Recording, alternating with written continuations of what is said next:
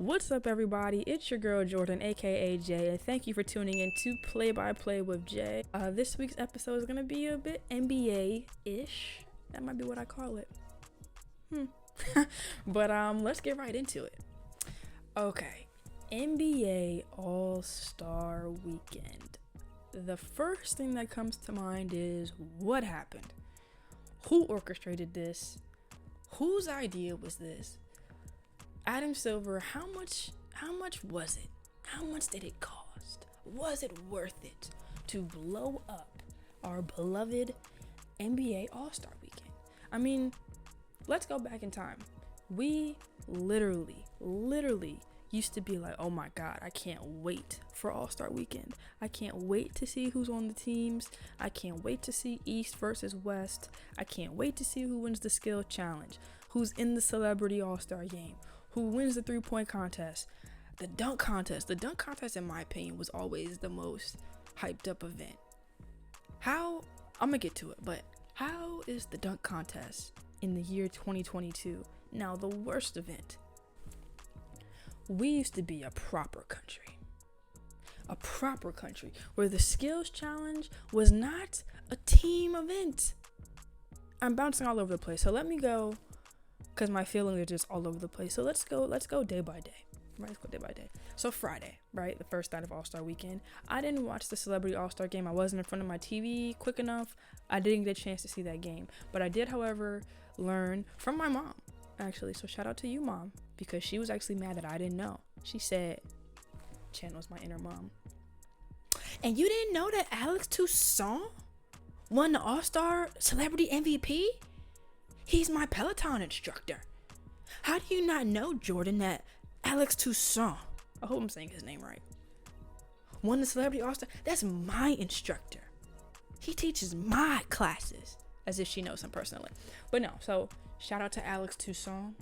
He's a Peloton instructor, and he won the MVP for the Celebrity All-Star game. Somebody, I forgot who it was, but somebody gave me this suggestion. What if the Celebrity All-Star game had like a quarter where it's like just rappers, or a quarter where it's just women artists, or a quarter where it's just like R&B or pop artists or whatever, or like, and I'm saying just artists because a lot of the times the Celebrity All-Star game is full of like music artists, but movie stars or whatever, or you have, you got the rappers playing against the movie stars, or you got, I don't know, anything. But that would kind of be pretty cool, and that would be a nice spin on the All-Star game, because even I'm looking at some of the rosters of like the past Celebrity All-Star games that we've had, and it's just like, who cares? Like, I mean, we all know that there are specific rappers who can hoop. Quavo, J. Cole, Drake is not that good, but I mean he's one. Adam Sandler's not a rapper, he's a movie star, but he can play some good basketball. So I mean, of course, like, I don't know how they would filter. I don't know how that works. That's why I'm not in charge of that stuff. But I'm just saying, if All-Star Weekend is supposed to be a fan experience, if it's supposed to be about the fans, why does it suck so bad? That's number one. Okay, so then let's go into the second part of Friday night, which I did see with my own two eyes. The Rising Stars Challenge. So at one point in time, it was rookies versus sophomore. At one point in time, it was like the team, like the rookies and sophomores from USA versus rookies and sophomores from international. And now it is rookies, sophomores, and select G League players from anywhere, all organized on 4 individual teams, and these 4 teams are coached by NBA legends. That's the gist of it, right? And so the 2 teams would play each other for a quarter, and then the 2 winners would face off each other, and that would be the Rising Stars, game. Very stupid concept. I think that's dumb, and here's why. Why did we have to abolish the whole just general rookies and like the best rookies and the best sophomores in the league? Why do we have to do away with that? Why? If anything, why didn't y'all just keep it like USA versus international, so everybody could, rep their country? If they're not from America, they should be allowed to play for the international team in the Rising Stars game. But I'm sorry. Why even involve G League players? What's the point? They're in the G League for a reason. Why involve them in NBA All-Star Weekend? This isn't G League All-Star Weekend. Do they even have that? I don't know. But why are we mixing the two? I understand that G League guys at any given moment can be called up to an NBA roster. But what does that have to do with All-Star Weekend? Nothing. It has nothing to do with All-Star Weekend. I think they were just bored. And they were like, yeah, let's shake it up. Let's figure out what we can do. Let's find something else. Why? I feel like oftentimes companies, brands, businesses, sometimes like y'all don't keep the main thing. I said that to my friend TJ about the I Am Athlete podcast, because where the I Am Athlete podcast started and where it is now, it's not in the same space. And that's not to say that, hey, when you have a business idea, a plan, a vision, you're not supposed to elevate. I'm not saying that. But let's not start working on plan B when plan A isn't even fully gone through yet. That's all that I'm saying. And if you have something that is not broken, why are you going to fix it? So NBA, when we look at All-Star Weekend, when you look at the viewership numbers, when you look at how players used to be able to drop those All-Star packs of shoes. I remember that in middle school when LeBron and KD had the All-Star packs of shoes. Marketing. Remember they used to sell the All-Star jackets, the jerseys. You would know who went to All-Star Weekend or whose parents had a little bit of money, because the Monday following All-Star Weekend, I would go to school, see people with the jackets on, be like, yeah, my mom or dad was at All-Star Weekend, brought me this back, ... You don't get that anymore. We actually don't care. The uniform concept during the game, which I'll get to, also dumb. Like, I don't know why. I believe in change. I do. But I don't think every year we need to change things. Especially if the concept is a working concept. It's a successful concept. So I give NBA All-Star Weekend Friday night, I give it a 5 out of 10. And I'm being very gracious, a 5 out of 10. Let's go to Saturday night. And I'm going to be very transparent here. I didn't see all of it. And I'm very grateful that I didn't. I feel bad for the people who actually stayed up and watched. That wasn't good. So Saturday night, it starts with the skills challenge, right? Can somebody explain to me now why the skills challenge is a team effort? No, nobody has an idea why. What happened to them racing the clock against each other? Why did I see? And here's another thing, NBA. If y'all wanted to make the skills challenge a group effort, sure, fine, dumb idea, but okay, let's go for it. But then there was no rhyme or reason to the team selection. So the team selection, you had the Antetokounmpo brothers, okay? Then you had 3 players from the Cavs, and All-Star Weekend was based in Cleveland, so I guess that's where they got that from. And then they had, 3 G League guys? Why? Where did they even get this from? Why is there 3 of them? How did y'all choose to do 3 home team members and then the Antetokounmpo brothers? Is it because of their brothers? There's other sets of brothers in the NBA. And then again with the G League players, why are we still involving them? I don't understand that. So again, no true rhyme or reason to that. And I know a lot of the stuff during All-Star Weekend, if it's money involved, it goes to charity. If they do anything, it goes to charity.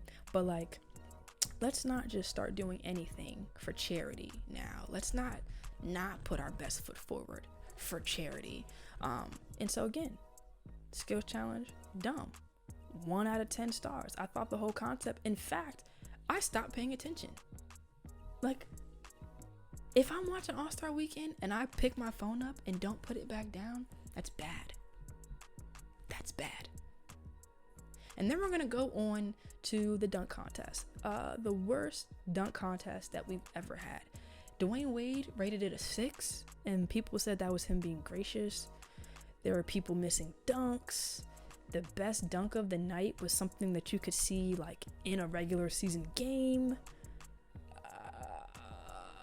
-1 out of 10 stars. And I didn't even see it. I didn't even stay awake to watch it. But guess what? When I woke up Sunday morning and I saw the highlights, I was like, it's a good thing I didn't watch that. It's a good thing I didn't waste my time. So I feel for you guys who sat there and watched that. Who won? Obi Toppin. I wanted him to win, but I saw his best dunk of the night and I was like, my mid. Like it wasn't exciting at all. And then last but not least, you just got the All-Star game on Sunday. And to be honest, I was a little bit more apprehensive about the game. I thought it was going to be very 2022 NFL Pro Bowl-esque, where they were basically playing, flag football for the day. I didn't think the guys were going to go out and play defense, really going to do anything, but it was fun. It was nice to watch. It's nice to see them out there, like, having fun, like, no stakes in the matter. Everybody just, like, taking shots from wherever, dunking from wherever. The dunks in the All-Star game, astronomically better than the dunk contest. And that just proves my point. Like, y'all know the contest is gonna be bad. The guys in the dunk contest, I didn't even know what their names were, except for Obi Toppin. The only reason why I know who Obi Toppin is because he plays in the Garden. If he played in like Minnesota, let me stop, because I know Anthony Edwards. But if he played in like, I don't know, somewhere that's not New York, I probably wouldn't necessarily know who Obi Toppin is, or like maybe I would, because I know that he went to Dayton and March Madness or whatever. Anyway, it wasn't even a good lineup. Y'all didn't even reel me in. How y'all gonna reel people in when the lineup is trash? It's like going to a concert. You're gonna go to a concert where Drake is the opener and Ray Shremmerd is the headliner? No. Give me a good lineup. Give me something to look forward to. I'm not looking forward to Obi Toppin versus whatever those other guys' names were. And I'm not being super disrespectful because, I'm literally just a fan. I can't dunk. I'll never be able to dunk. So it's for my pure enjoyment. I literally just look for the dunk contest to be my pure enjoyment. And if I'm not enjoying it, then it wasn't good, in my opinion. And do I speak for everybody across the country? No, but I speak for like half of y'all. So give us something good to watch. But no, all in all, the All-Star game was good. Watching Steph be Steph, and I think I've said this before, if not on here, just in talking with people, I used to very, very much so hate Steph Curry. And it was 100% because he stood in LeBron's way of just winning more championships. I was a shooter back in the day, so I like low-key loved Steph and Clay, the Splash Bros, but just hated them until, I just matured. But seeing him really being able to bask in his greatness, 16 or 17 threes in the All-Star game, so he broke history for that, for fun. He was literally out there just no look three. He was asking the crowd, did it go in? Did it go, it went in. Oh, just seeing that was fun. Of course, the game winner by none other than Cleveland. This is for you. Again, love it. LeBron in Cleveland. Cleveland, probably one of the worst cities to have All-Star weekend in. Cleveland, Ohio. Who wants to be in Cleveland, Ohio in February? Nobody. But yeah, of course it was great to see Bron hit the game winner in his home city, the city he won a championship, probably the only championship that they'll ever win. Hit the game winner. But yeah, it was a good. All in all, I think I gave All-Star weekend a 3 out of 10. That's a strong 3 coming from the All-Star game Sunday night. Strong 0 for the remainder of the weekend. So if I had it my way, All-Star weekend would go back to the way it was in the beginning, right? Actually, yes, the concept of East-West for the All-Star game, yes. I believe that the players should come from the conference that they're in. Why are we trying to rock the boat that much? Why are we trying to rock the boat that much? So yeah, East and West, bring that back. I want them to bring back, so if the East team is wearing, is representing the home and the West is away, let the players wear their home and away jersey for their respective team, that's fire. They used to do that back in the day. Bring that back. That's fire. Also, shout out to LeBron, because since they've been in this new team LeBron or team captain format, LeBron's been a captain every year. They've done it for the last 5 years because he's him. And he's 5-0. Duh. But yeah, bring back the East and the West. Bring back the players wearing their own jerseys. Bring back the skills challenge when it was just one player, like a 1v1. Bring back the dunk contest, or like maybe you can make the dunk contest like a team thing. Like maybe have the 2 best dunkers from a team. I don't know. I'm rambling about nothing, and that's because I'm trying to think of a way to fix the broken concept. Any idea that I suggest will be better than what's already happening. So don't be like, oh, Jordan, that's dumb. It's not. It's better than what we had. So I don't know. I didn't even get into the 3-point contest. I did all that rambling about the dunk contest and didn't even touch on the 3-point contest. One of my favorite contests, just because I like seeing all the shooting. Shout out to Karl Anthony Towns winning it for the big men. I always thought that like over time, the big man position would evolve. Because think about it. If I'm almost 7 feet, why not learn how to take a jumper? I see the rim closer or better than any of y'all. Okay? If my point guard is 6 foot, I got a whole foot on him. I'm gonna have a ratchet. I'm gonna get me a jumper. So yeah, Cat definitely has a jumper. Joel Embiid also has a jumper. I enjoy seeing big men with jump shots. It doesn't just add more to your game, it makes your team more of a threat. Think about it. Let's break it down. Let's put it into perspective, okay?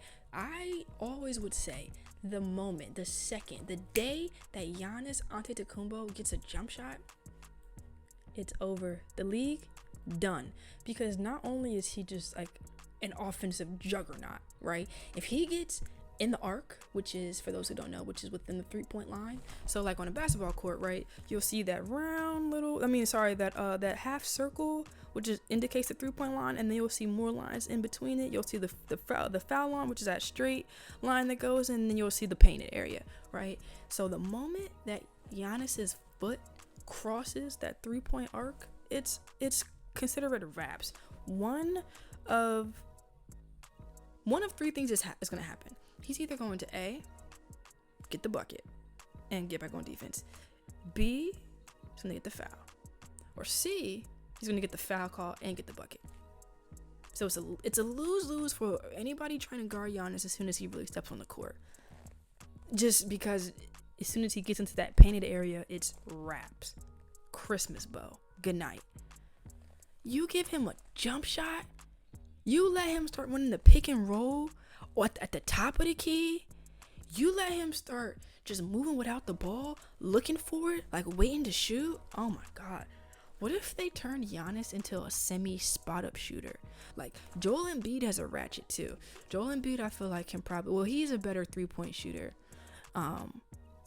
He's a really good 3-point shooting big. LaMarcus Aldridge was a good 3-point shooting big. I feel like a mid-range game can be learned unless you're Russell Westbrook. And I feel like Giannis over time, Cat has a good mid-range game. Yeah, I like Joel Embiid's mid-range game. Joel Embiid been with James Harden for like 20 days and is trying to do step-back threes now. I don't know. The Eastern Conference Finals is going to be so interesting. What I really want to happen, though, I need the Celtics to get one more player. I need the Celtics to get one more player and let the East really be some comp. And I've said this before on this podcast too. I find it real funny how the East wants to get good when Braun is not there anymore. Y'all let him dominate. He dominated the East, the entire conference, for his entire time being there. The moment he skedaddles, everybody trying to go East now. Interesting. But Bulls, the Celtics, the Nets, the Sixers. Right now. That's right now. In a few years, give me the Hornets and give me the Knicks and the Hawks in time. Not now, but in time. The East is going to be really good. The East is probably going to start running the league. Well, let me not say that. I shouldn't say that because the West has so many players. The NBA is a really good league, guys. I think the only really cool thing that I wanted to touch on this week were there were a lot of HBCU regulated events for the NBA and NFL this past week or weekend. So let me get into the first one, and I had to look at my phone just so I'm correct. So the first one, the NBA had an HBCU Classic at All-Star Weekend. Now, I didn't know about this. This was actually Friday morning at 11 o'clock. So I don't know how publicized it was. I don't know if that's good or bad. Or I don't know if it was. I just didn't see anything, whatever. But it was between Howard and Morgan State. Which is pretty cool for us here in the DMV, at least, because those are both DMV schools. Howard University is in Washington, D.C., Morgan State University is in Baltimore, Maryland. And so I don't know how they picked those HBCUs, but I'm kind of glad that they did. I know Howard got the W over Morgan. It was a close game, like a 3-point game, something like that. But I think that that's pretty cool how the NBA was able to incorporate that in All-Star Weekend. This was the actual inaugural game, so this is the first of many. I'm super excited that they're going to make it an annual thing. I don't know how they're going to select the HBCUs. I don't know if they're going to rotate, state to state or area to area, year to year. I don't know if they're looking at the best, HBCU basketball team. I don't know how they picked, but like I said, shout out to Howard basketball, shout out to Morgan State basketball for just putting on, not just for, HBCUs, putting on for the area, first off, but it gives, now I don't know if there are similarities to it, like the HBCU Legacy Bowl, which the NFL had, which I'll get into in just a short second. But what I meant by similarities are, I don't know if there are, if the NBA coaches or scouts were present during this HBCU game at All-Star Weekend. I would hope so. I would hope that, or even G League scouts and coaches saying hey, okay, could we go to any of these schools, or could we have a combine with any of these schools, or invite these kids to our NBA combine to give them a shot? Because as we all know, there's plenty of talent riddled all in and through the hallways of HBCUs. It's not just at these big PWI, these big, Power 5 schools. There's talent there, but there's talent in small spaces too. Shoot, there's talent in JUCO and, stuff all over. There's talent on the street, but if you're in the correct spaces, if you're in the proper channels, it makes it easier to find you. So that's why some people will commit to Alabama over a Jackson State. But we've seen now that all it takes is one 5-star recruit.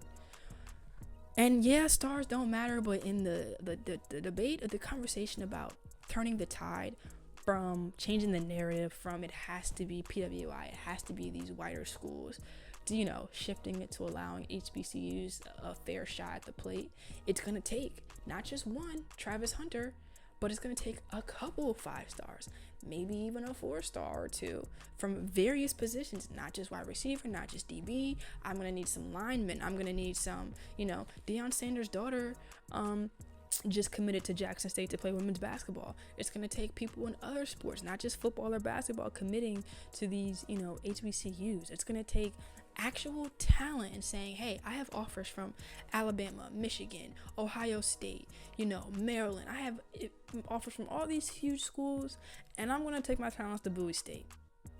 I'm taking my talents to Howard. I'm going to Morgan State to play football. So food for thought there. And like I said, I was going to mention it, the HBCU Legacy Bowl. So I think that this was a super dope idea, super fire, actually. And I'm not just saying that because there are people who I know or know of who were able to play in the game, but because there were people who I know or know of who were able to play in that game. These college football players, they went to these HBCUs, they have a chance to be drafted, but there's a chance that they won't, right? Because if I, had a spectacular season at Bowie State, but I had a okay season at Alabama, the resources that Alabama has to get me seen, there's a chance that somebody who had an okay season at Alabama could get drafted higher than somebody who had a really spectacular season at Bowie State. And that's not taking away anything from either athlete. It just is what it is. right? And so this HBCU Legacy Bowl is going to allow, I like it because it's its own distinct spotlight, right? It says, hey, all these guys came from HBCUs. Today is your one day for 4 hours to sit, look, watch them, figure out who you would want on your NFL team, scout them, talk to them, do some interviews, see how their personalities are. Are they ready for media? Are they ready for that big stage? Go, let them have this moment. Because when you go to these bigger schools, there are more opportunities for you, I feel like, than if you go to HBCU, point blank. So I love this Legacy Bowl idea. Shout out to all the Wise High School players. I know Miles Woolfolk, he played in the game. He went to Wise High School, went to Bowie State, and got to play in the game. And if Miles gets drafted, part of that could be, hey, I played in the Legacy Bowl. And I was able to see, this scout was able to see me, versus him having to go find my huddle tape deep in the abyss that's, HBCU, draft prospectees. Is that the right word? I think so. But you get my point. It's probably such a dark tunnel of HBCU talent saying, hey, look at my tape. Look at what I can do. I can contribute. Let them have a game. Let them show off. They have all these different, they have senior bowls and all these different, games and avenues. So I love this. I love the idea. I love that 2022 is the year for change, elevating HBCUs. And it's funny because when it was 2014, and I was, really getting into narrowing down my college search, and then late 2014 applying for schools and stuff, 2015 getting acceptances, and then finally picking my choice. I easily could have applied to an HBCU, and I didn't. Straight up, I did not. I applied for 15, 16 schools back then, and none of them were HBCUs, not a single one. I didn't apply to HBCUs. I did get into some. I got into Hampton. Did I apply to Howard? I don't think so. But schools that were doing on-site admissions when they would come to your high school, that was the only way that I was applying to a HBCU back then. If the fee was waived. If I had to pay for it out of pocket, I wasn't going to apply. And I had that mindset because I think I just mentioned it. I went to Wise High School. It's a predominantly black high school here in Prince George's County.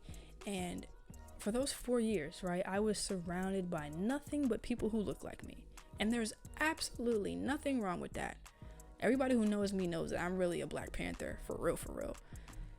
But when I was thinking about my life, thinking about college, thinking about my future, I was like, this is the time in 2015.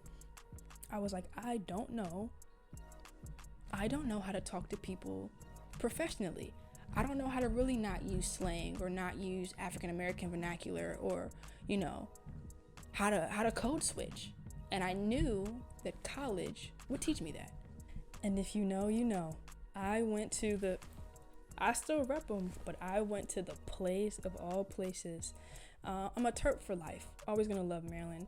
And to this day, I don't regret my decision to go to a PWI over an HBCU. But through my 4 years, I learned just how important supporting HBCUs really was. Going to a PWI, especially one like Maryland, was so important for me too, because there was a point in time when Black students were not even allowed to set foot on Maryland's campus. But they admitted me and all of my friends, and all of our friends, right? So I think for that, that's a sense of accomplishment for us. We walked the halls of a place where we, at one point, were not welcome. We studied, we sat in the same lecture halls. We stayed in the same dorms, where at one point people were probably fighting for their equality, right? But I'll never stop supporting HBCUs, seeing how the state of Maryland cut funding for the HBCUs in the area. And people don't know that Governor Larry Hogan signed a bill that cut funding for these schools. So these moments where these, HBCU classic games, these HBCU legacy bowls, anything HBCU, we gotta rally. We gotta figure out ways to keep supporting. And this is coming from somebody who went to a PWI and is proud of that school and who loves that school. Go Terps, roll Terps, go Maryland, go. But go Morgan, go Howard, go Bowie. And those are just the local schools that I'm thinking about. Go Winston-Salem, go NCAT, North Carolina A&T. All these schools, I support it. So all in all, NBA All-Star Weekend was not good. I did not enjoy myself. I told my manager today. He was like, "So did you like it?" Because he's not a big basketball guy. He's a football guy. And so he was like, I told him on Friday, I was like, "Yeah, All-Star Weekend stuff this weekend, da da da." And he was like, "Have fun watching that." He came back to me today. He was like, "Yeah, did you enjoy it?" I was like, "No." And he was like, "Dang, better you than me." So I'm hoping that next year is better. Maybe. I'm very much so looking forward to the second half of the season. I don't think the Lakers will be in the Western Conference Finals. I actually saw what would be the breakdown of the NBA playoffs bracket if the playoffs started today. So like I was saying earlier, I'm super excited more so to see the East. My prediction right now, Eastern Conference Finals. Let me start with Western because I can't go there yet. Western Conference Finals, Suns, Warriors. I'm struggling because my mind is telling me to pick Warriors in 6.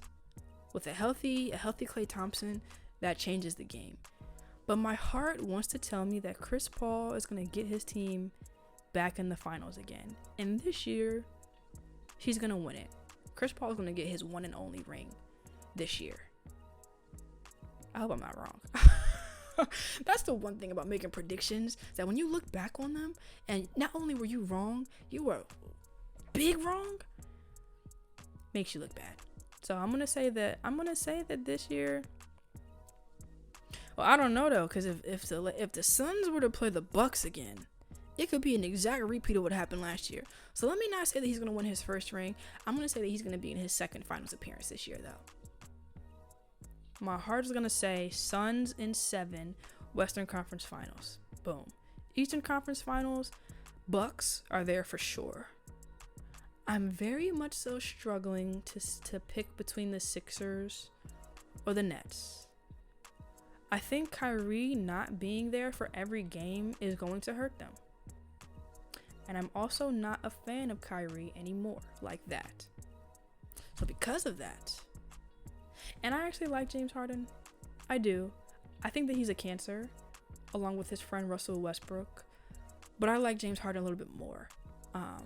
And I'm going to go with the Sixers. Joel Embiid taking step back threes. A healthy Joel Embiid. Matisse Thybulle. Because we all know that James loves to play iso ball when the team needs him the most. Whatever. I'm going to go Sixers, Bucks, Eastern Conference Finals. I'm going to go Bucks in 6. Bucks, Suns again for the finals. Again, my mind is going to tell me that the Bucks are going to win, but my heart wants to say that Chris Paul gets his first ring. I'm not going to make a solidified pick yet because my feelings could change in a few weeks. But that's my prediction right now. But that's it for this week. Thank you guys so much for tuning into episode 2. This is your girl Jordan, aka Jay, giving you the play-by-play each and every week. I'll see you guys next week. Peace.